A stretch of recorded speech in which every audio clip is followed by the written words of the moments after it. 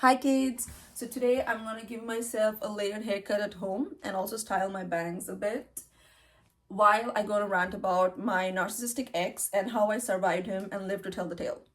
So the reasoning for this hairstyle at home is threefold. Number one, my layers have grown out and at this point my split ends have split ends. So we need to cut our hair for that to maintain its health. Another reason is because the salon price in the Netherlands are exorbitant and I'm a bit of a broke girlie right now and I'm not going to pay 75 euros to cut my hair. So I'm going to do it myself. And we need to style our bangs because I don't have a forehead. I have a five head. See, 1, 2, 3, 4, 5. Five head. So we need to cover up this damn forehead. So we're going to restyle our bangs a bit. And also because I'm having a bit of a mental breakdown, so I have decided to give myself a haircut because it's better to cut my hair and not my throat. That was a joke. Please don't call for help. I'm okay. All you're gonna need to do this is a brush, a comb, some hair ties, and a pair of scissors. I got this from Hema. So a snack for when you get hungry in the middle of cutting your hair. You're gonna flip my hair over and just comb it through to get all the tangles and the knots out to make sure that when you cut your hair it comes out even. Anyway, about the ex, the narcissistic ex who lied about having third stage cancer. So see, I've known this guy practically my whole life. We were classmates first and then we became friends, and during our undergraduate days we were in the same college, so we became best friends. I think about 2 to 3 years after graduation, we went on to date each other for a little bit. Now, take your first hair tie and just make sure it's all combed together. Okay, like that. Okay. And now you take your first hair tie and you tie it in the front like this.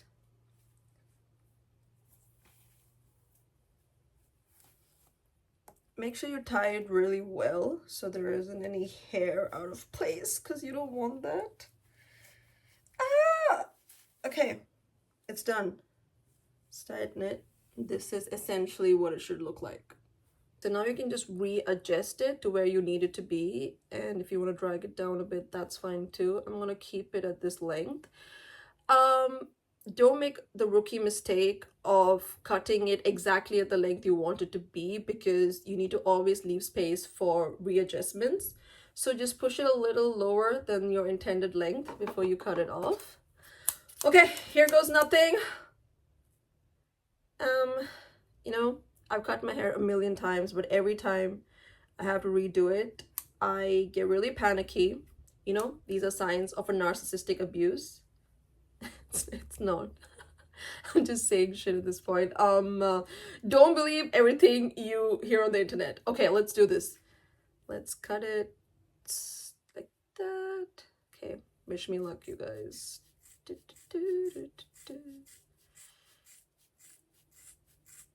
You take the ribbon off now, and then you just take your fingers and slide it down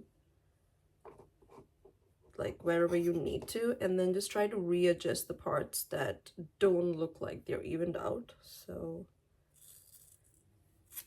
just a bit like that, just like cut it.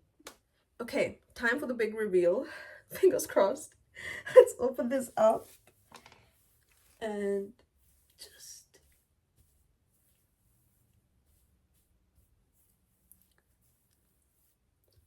it's not bad.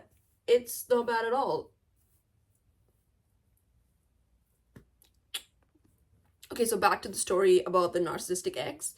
We started dating around the age of 21, and at the time he used to love bomb the shit out of me, right? So because I had never dated a narcissist before, I had no idea what love bombing even meant, and he would just shower me with compliments, with gifts, take me on really fancy and nice dates. And on top of that, like 2 to 3 weeks into the relationship, he already told me I'm the love of his life and that we were twin flames and that we should get matching tattoos. I'm so glad I didn't get that tattoo. So During our undergrad days is when he lied about having third stage cancer, and at the time I was dating this new guy, and I believe he was a bit jealous of the whole ordeal, because while I was dating this new guy, he would tell me a few times that he had really strong feelings for me and then just throw tantrums and start crying. So I want to try and give myself a bit more of a very steep Dutch stairway look. I don't know the salon jargon for this, but you guys get the idea. It's a bit like, yeah, I want to like make sure it's just more steep and goes this way. I'm gonna have a look in the mirror for this, so let's try. Okay, let's comb this out first. I'm just gonna go for it.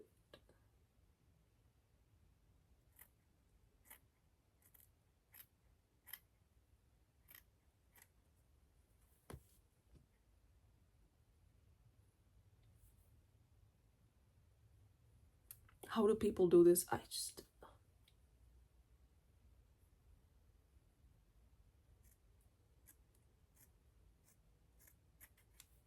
Yeah, something like that.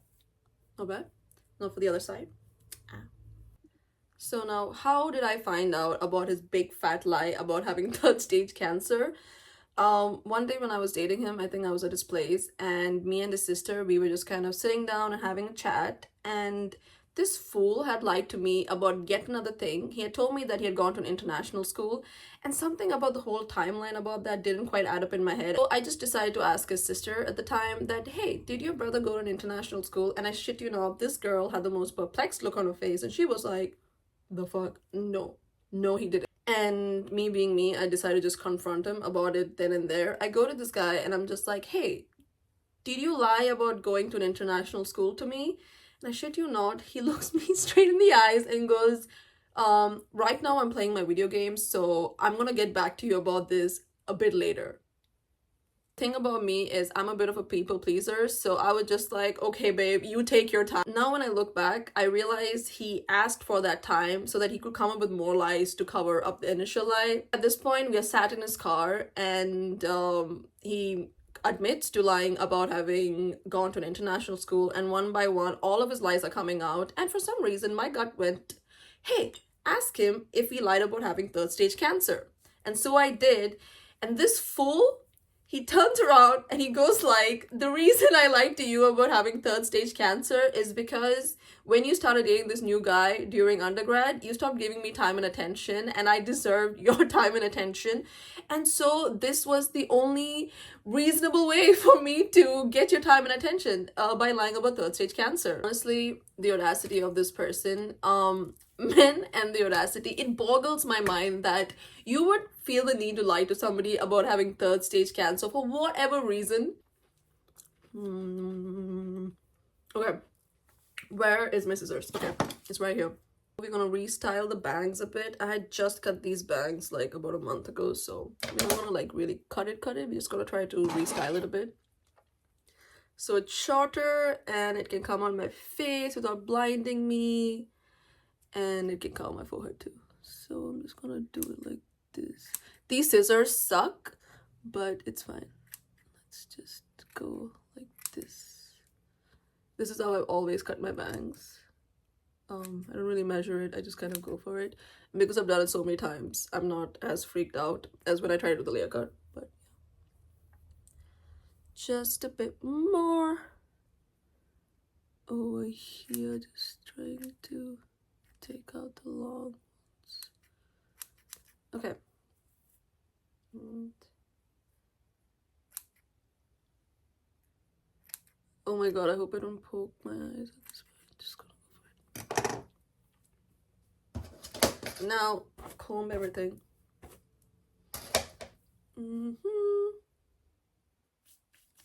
Okay. I think that's not too bad. And this is how it looks from this side. And I decided to dump him like a month later after I found out about all the lies. And let me tell you, breaking up with a narcissist is worse than dating a narcissist, because every time I try to break up with this guy, he would just threaten to kill himself. I still carry some trauma from it up until now, even though it's been like a good 4 or 5 years, I think. Number one is I have a really hard time trusting people now because how can I? How can I? The second worst part for me about the relationship was that during the duration of this relationship, my self-esteem just like took a hit. And the major reason for this was he would give the most backhanded compliments known to mankind. On surface, they sound and look like a compliment, but every time I received it from him, I would just feel worse than I did before. And at the time, I didn't quite understand why. But now when I think back, I realize it's because they were just really backhanded compliments. So an example would be, hey Kathy, you're so pretty. You're like one of the prettiest girls I've ever seen. But you know what would make you prettier? If you got a nose job. Anyway, over the years, I've gotten over the self-esteem issue, mostly because the current guy I'm dating, my present boyfriend, he is a sweetheart, and he's really helped me with my self-esteem and my self-confidence issues. He gives compliments that aren't backhanded. He just tells me I'm pretty and full stop. So anyway, the trust issue is something I'm still working on because I really don't trust people that easily anymore. It takes me a lot before I let people into my inner circle these days. And yeah, so that was the end of this video. This is my first YouTube video, so yeah, I'm just gonna keep my fingers crossed and hope for the best. And guys, like, share, and subscribe.